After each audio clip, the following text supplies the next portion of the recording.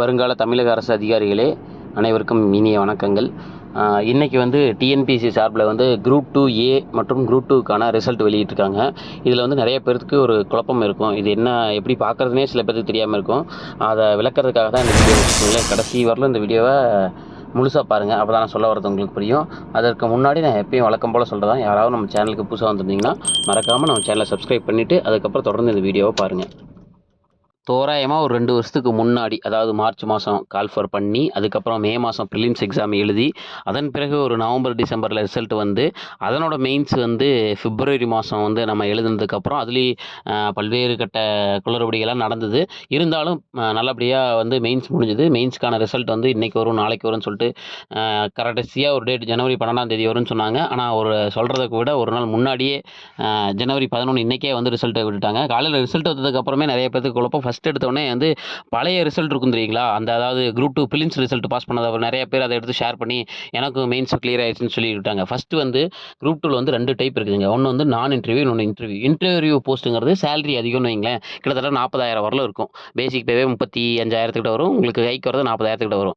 இதுவே நான் இன்டர்வியூ போஸ்ட்டுங்கிறது சரிங்களா, நான் இன்டர்வியூ போஸ்ட்டுங்கிறது குரூப் 4 விட ஒரு 2,000 3,000 தான் எச்சா இருக்கும். ஆனால் அதுக்கு மெயின்ஸ் தேவையே இல்லை. ஆனால் அது வச்சிருக்காங்க. இப்போ அந்த போஸ்டிங்கான ரிசல்ட் கொஞ்சம் நேரம் கழிச்சு தாங்க விட்டாங்க. ஒரு 1 hour பிட்வீனில் தான் விட்டுருப்பாங்க. அதுக்குள்ளே நிறைய பேர் குழப்பிக்கிட்டாங்க சரிங்களா. அந்த இதில் அதாவது இப்போ நம்ம மார்க்கோ இல்லை எவ்வளோ மார்க்கு எவ்வளோ கட் ஆஃப் இதெல்லாம் எதுவுமே சொல்லிங்க.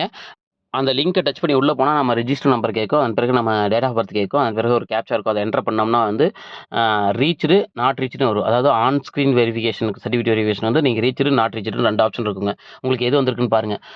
ரீச்டுன்னு வந்ததுன்னா நீங்கள் ஒரு முக்கால்வாசி கிணத்தை தாண்டிட்டீங்க. நீங்கள் குரூப் 2 நான் இன்டர்வியூ போஸ்ட்டுக்கு செலக்ட் பண்ணியிருக்கீங்க. அதாவது செலக்ட்னா எப்படின்னா, மொத்தமாக நான் இன்டர்வியூ போஸ்ட்டு ஒரு 5,800ன்னு வைங்களேன். சரி, ஒரு 6,000ன்னு வைங்க.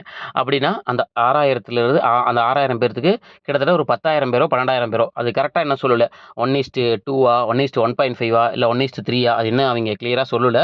அது சொன்னதுக்கப்புறம் தான் நமக்கு கிளியராக தெரிய வரும். அதாவது பாதி கிணறு தாண்டிட்டீங்க. அதுக்கப்புறம் உங்களோட கேட்டகரிக்கு ஏற்ற மாதிரி உங்களோட கட் ஆஃப் மார்க்ஸ் மாறும். உங்களோட எக்ஸ்ட்ரா குவாலிஃபிகேஷனுக்கு ஏற்ற மாதிரி மாறும். ஒருத்தங்க பிஎஸ்டிஎம் இருக்கும், ஒருத்தங்க டிசேபிலிட்டி இருப்பாங்க, ஒருத்தங்களுக்கு காமர்ஸ் டிகிரி இருக்கும். இதில் டைப்பிங் கூட சில வேகன்சிஸ்லாம் கொடுத்துருக்காங்க. அதாவது டைப்பிங் மீன்ஸ் அந்த டைப்பிங்கில் இருக்கிறவங்களுக்கு கொஞ்சம் முன்னுரிமை தருவாங்க. இந்த மாதிரி எக்கச்சக்கமான இது இருக்குங்க. அதனால் இப்போதைக்கு நீங்கள் நாட் ரீச்டுன்னு வந்ததுன்னா இன்றைக்கே வருத்தப்பட்டு முடிச்சுட்டு அடுத்த எக்ஸாமை நோக்கி ஓட ஆரம்பிச்சிருங்க. ரீச்டுன்னு வந்துருச்சுனாலும் கொஞ்சம் பொறுமையாக இருங்க. யார்ட்டையுமே கூப்பிட்டு நான் கிளியர் பண்ணிட்டு அதெல்லாம் சொல்ல வேணாம். இன்னும் ஒரு 2 monthsக்குள்ளே இந்த ப்ராசஸ் எல்லாமே முடிஞ்சு நமக்கு என்ன எதுன்னு சொல்லி கிளியராக வந்துடும். தொடர்ச்சியாக நம்ம சேனலில் இருந்து அப்டேட் கொடுத்துட்டே இருக்கோம். அதே மாதிரி நம்ம ஃப்ரெண்ட்ஸ் நிறைய பேர் கிளியர் பண்ணியிருக்காங்க, நிறைய பேர் கிளியர் பண்ணலிங்க. அதுதான் எனக்கு வருத்தமே. எவ்வளோ நேரம் பேசிகிட்டு இருக்கே, உன்னோட ரிசல்ட் என்னடான்னு நீங்கள் கேட்பீங்க. என்னோடதும் கிளியர் ஆகலைங்க. பட் என்னோடய ஃப்ரெண்ட்ஸ் நிறைய பேருக்கு கிளியராக இருக்கீங்க. மனோஜ் அண்ணா, அடுத்து நிர்மல் ப்ரோ, அதன் பிறகு தீபக்னு ஒருத்தர், அதே மாதிரியே நவீன் ஒருத்தர், இந்த மாதிரி எக்கச்சக்கமான பேர் என் சர்க்கிள்லேயே கிட்டத்தட்ட ஒரு 15 பேர் 20 பேர் கிளியர் பண்ணியிருக்காங்க. நான் இன்டர்வியூ போஸ்ட்டு ஒரு 5 பேர் கிளியர் பண்ணியிருக்காங்க. எங்கள் மாவட்டத்துலேருந்து ஒரு 5 பேர் தான் கிளியர் பண்ணியிருக்காங்க. இதை பொறுத்தவரையில் எப்படி எடுத்துக்கிறதுன்னு எனக்கு தெரியவே இல்லைங்க. நான் நல்லா ப்ரெசன்டேஷன் பண்ணியிருந்தேன், எனக்கே தெரியும். இத்தனைக்கும் எனக்கு பிஎஸ்டிஎம் டிகிரி இருந்தது. இதே மாதிரியே நிறைய பேருக்கு காமர்ஸ் டிகிரி இருந்தது. என் ஃப்ரெண்ட்ஸு சரவணன், சுதாக்கா, நதியா, எக்கச்சக்கமான பேர், கார்த்தி, ராகுல், இந்த மாதிரி எல்லாருமே நல்லா தான் பண்ணியிருந்தோம். கிட்டத்தட்ட எங்கள் ஊர்லேயே ஒரு 40 பேர் என் ஃப்ரெண்ட்ஸ் சர்க்கிள்லேயே எழுதியிருந்தோம் மெயின்ஸு. ஆனால் அதில் ஒரு 10 பேர் தான் கிளியர் பண்ணியிருக்காங்க.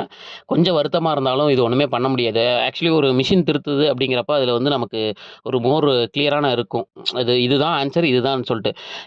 இதை பொறுத்தவரையிலும் நம்ம உறுதியாக சொல்ல முடியாதுங்க. நீங்கள் நல்லா பண்ணியிருப்பீங்க. ஆனால் அந்த இடத்துல அந்த ப்ரெசன்டேஷன், அதே மாதிரி அந்த திருத்துறவங்களோட அந்த மைண்ட் செட்டு, இதெல்லாம் தான் மெயின்ஸுக்கு காரணம் என்னோட பாயிண்ட் ஆஃப் வியூவில்.